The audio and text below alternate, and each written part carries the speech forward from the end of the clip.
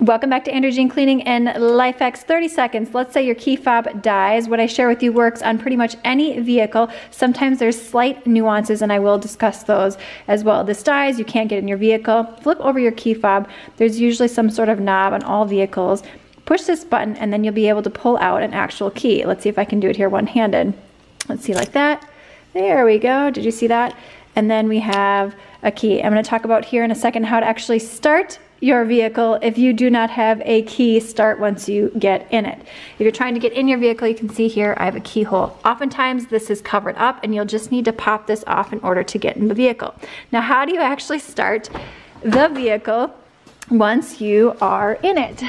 Well, you can see here in this particular Nissan, we just have the start button. This key is not going to do any good. Several vehicles, you can pop this off. I know Mercedes is like this. You can pop this off and then stick the key in.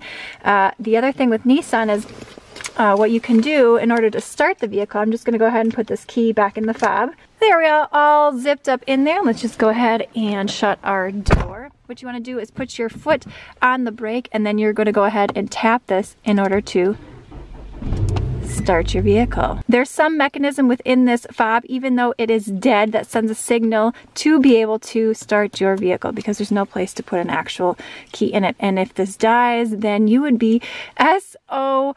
All right, if you love cleaning and simple life hacks, give this video a thumbs up. YouTube thinks you're going to want to watch this video next. I think you're going to want to watch this video next. Let's see who's right. See you in the next one.